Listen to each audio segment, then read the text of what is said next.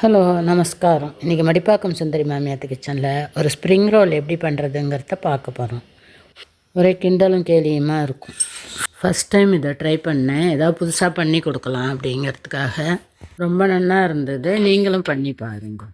ஒரு கப்பு அளவுக்கு மைதா எடுத்து ஒரு பவுலில் போட்டுன்ட்டு அதுக்கு லைட்டாக உப்பு போட்டுக்கலாம். ஒரு பாதி அளவு உப்பு போட்டுண்டா போகிறோம் அந்த மாவுக்கு. அதில் ஒரு 2 டேபிள் ஸ்பூன் அளவுக்கு சமையல் எண்ணெய் தான் விட்டுக்கணும். விட்டுட்டு மாவை நல்லா கலந்துக்கணும் கையால். எண்ணெயும் மாவும் நல்லா நாலா பக்கமும் படுற மாதிரி நல்லா கலந்துட்டு இப்போ கொஞ்சம் கொஞ்சமாக தண்ணியை விட்டு சப்பாத்தி மாவு பதத்துக்கு பிசைஞ்சுக்கணும். மைதா கூடவே ஒரு 2 ஸ்பூன் அளவுக்கு கார்ன்ஃப்ளவர் மாவு போட்டுக்கோங்க. நான் முன்னாடி போட மறந்துட்டேன், அப்புறமா போட்டுருக்கேன். நீங்கள் ஆரம்பத்துலேயே போட்டுன்னுடுங்க. போட்டுட்டு கொஞ்சம் கொஞ்சமாக தண்ணியை விட்டு நல்லா சப்பாத்தி மாவு பதத்துக்கு பிசைஞ்சு வச்சுக்கலாம். மாவை இந்த அளவுக்கு பிசைஞ்சிட்டு ஒரு ஸ்பூன் அளவுக்கு எண்ணெயை எடுத்து அது மேலே நல்லா தடவி மாவு காயாமல் ஒரு கிண்ணத்தை போட்டு மூடி வச்சிடலாம். இப்போ இந்த ஸ்ப்ரிங் ரோலுக்கு ஸ்டஃபிங் வைக்கிறதுக்கு காய் நறுக்கிக்கலாம். ஒரு 3 பல் பூண்டு எடுத்துட்டு அதை பொடிப்படியாக நறுக்கிக்கணும். எவ்வளோ முடியறதோ அவ்வளோ நறுக்கிக்கோங்க. 1 இன்ச்சு இஞ்சியை அதே மாதிரி துண்டு துண்டாக நறுக்கிக்கணும். 3 பச்சை மிளகா, கேரட்டு, முட்டைக்கோசெல்லாம் கொஞ்சம் நீட்ட வாக்கில் இதை போல் நறுக்கிக்கோங்க. உங்களுக்கு எவ்வளோ தேவையோ அதுக்கு தகுந்த மாதிரி பார்த்து நறுக்கிக்கோங்க. நான் கொஞ்சம் கூட நறுக்கி வச்சுருக்கேன். வெங்காயத்தையும் இதே போல் மெல்லிசாக நறுக்கிக்கணும். அதுபோல் கேப்சிகம் இருந்ததுனாக்கா அதையும் இதே போல் மெல்லிசாக நறுக்கிக்கலாம். எவ்வளோ மெல்லிசாக நறுக்க முடியுமோ அந்த அளவுக்கு மெல்லிசாக நறுக்கிக்கோங்க. இப்போ ஸ்டவ் ஆன் பண்ணிவிட்டு ஒரு பேனை அடுப்பில் போட்டுட்டு ஒரு 2 டேபிள் ஸ்பூன் அளவுக்கு சமையல் எண்ணெய் விட்டுக்கலாம். விட்டுன்ட்டு அதில் பொடியாக நறுக்கி வச்சுருக்கிற பச்சை மிளகா, இஞ்சி, நம்ம பொடியாக நறுக்கி வச்சுருக்கிற பூண்டு எல்லாத்தையும் போட்டு நல்லா ஒரு பிரட்டிட்டு ஆனியனையும் எடுத்து அதில் போட்டு ஒரு பிரட்டிக்கலாம். 1 நிமிஷத்துக்கு வதக்கிக்கலாம். வதக்கிட்டு நம்ம நறுக்கி வச்சுருக்கிற எல்லா காயையும் எடுத்து ஒன்றா போட்டு அதையும் ஒரு வதக்கிக்கலாம். ஸ்டவ்வை சிம்மில் வச்சு சாஃப்டாக வதக்க வேண்டாம், கொஞ்சம் மீடியம் ஃப்ளேம்லேயே வச்சு வதக்கிக்கோங்க. அப்போ தான் க்ரன்ச்சியாக இருக்கும் உள்ள சாப்பிட்றது.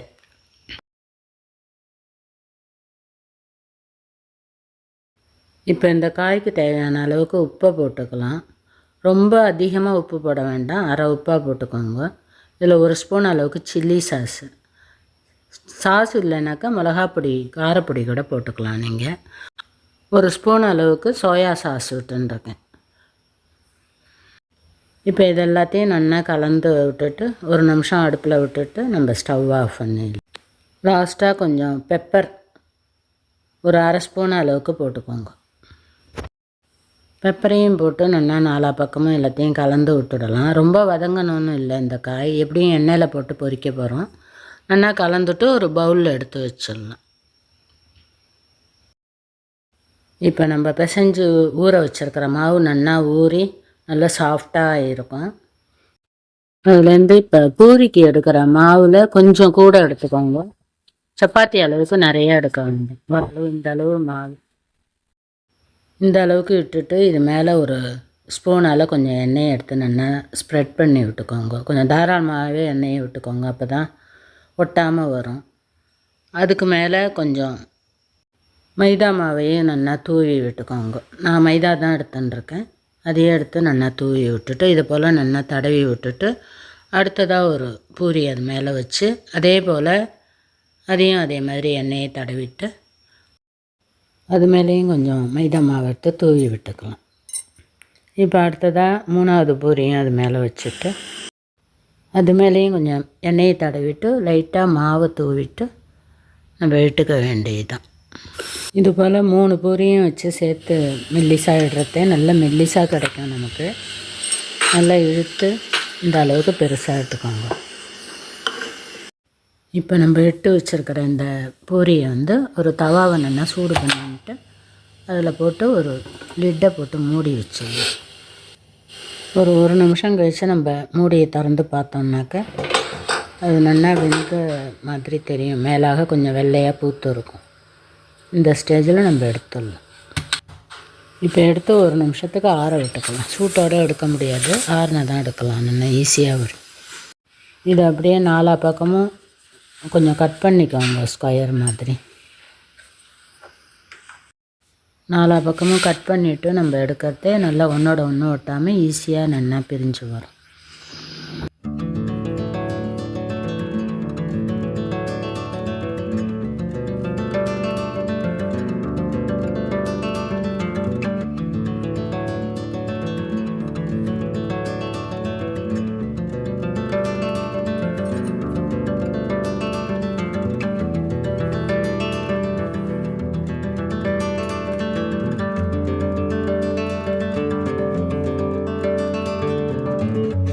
ஒன்றா போட்டு எடுத்துக்கலாமேன்னு உங்களுக்கு தோணும். ஆனால் இந்த அளவுக்கு மெல்லிசாக அது கிடைக்காது. அதனால் இதை போல் 2 3 போட்டு விடுறத நல்ல மெல்லிசாக கிடைக்கும். கொஞ்சம் பொறுமையாக எடுத்தோம்னாக்க கிழியாமல் நல்லா வந்துடும். இது போல் எல்லா ஷீட்டையும் ரெடி பண்ணி வச்சுட்டு அளவுக்கு மைதா போட்டு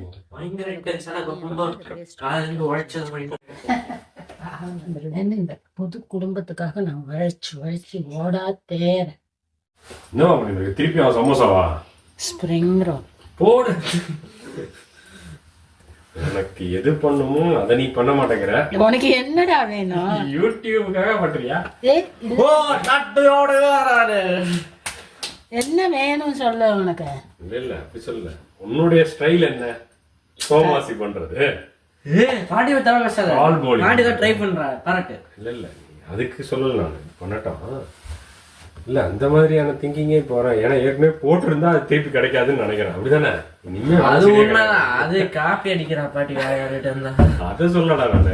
அது ஏற்கனவே ஒரு தடவை போட்டுட்டான்னா ட்ரெண்டுக்கு ஏத்த மாதிரி போடுறா பாட்டி. திருப்பி கிடையாது. அது வந்து சந்திரகலா திருப்பி கிடைக்காது. சந்திரகலா என்ன பண்ண நினைச்சா பண்ணி தரேன். பண்ணிதா பாட்டி? பண்ணி தரேன். அது எனக்கு அதை ரெக்கார்ட் பண்ணு பாட்டி. வரேன். இது சரியா நான் ஃபிக்ஸ் பண்ணல. இதுவே ஒரு சைஸ்ல நல்லா இருக்கே. சூப்பரா. என்ன இது மைதா பேஸ்ட்லாம் போட்டு ஓடிட்ட. திரும்ப பஜ்ஜி போண்டான்னு போட வேண்டாம். கொஞ்சம் வித்தியாசமாக குழந்தைகளுக்கு இந்த மாதிரி பண்ணி கொடுத்தா பிடிக்கும் அப்படிங்கிறதுக்காக பண்ணினேன்.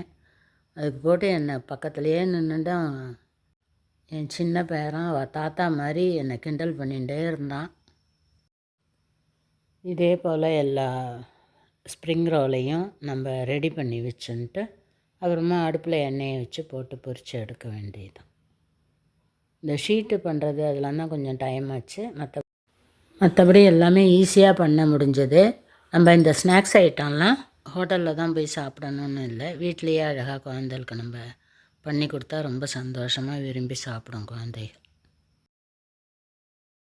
ஏதாவது ஒன்று போட்டு நமக்கு நன்னா ஓடுமான்னு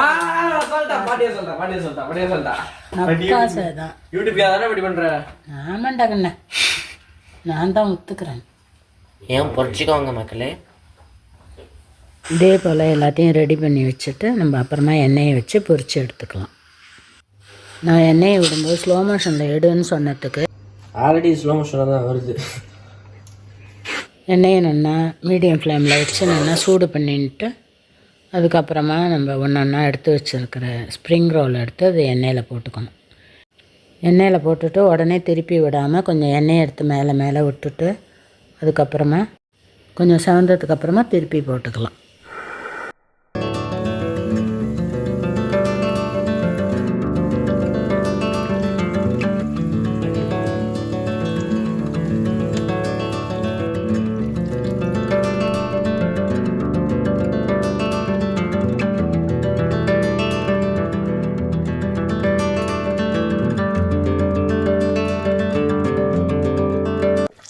இந்த அளவுக்கு செவக்கணும். இப்போ நம்ம எண்ணெயை வடிய வச்சுட்டு ஒரு தட்டில் எடுத்து வச்சுக்கலாம். இதுக்கு டொமேட்டோ சாஸ் தொட்டுன்னு சாப்பிட்டோம்னாக்கா செம்ம டேஸ்ட்டாக இருக்கும். குழந்தைகளும் விரும்பி சாப்பிடுவா. நீங்களும் இது போல் செஞ்சு பார்த்துட்டு எப்படி வந்ததுங்கிறத கமெண்ட்டில் சொல்லுங்கள். லைக் பண்ணுங்க, ஷேர் பண்ணுங்க, சப்ஸ்கிரைப் பண்ணுங்க. தேங்க்யூ ஃபார் வாட்சிங்.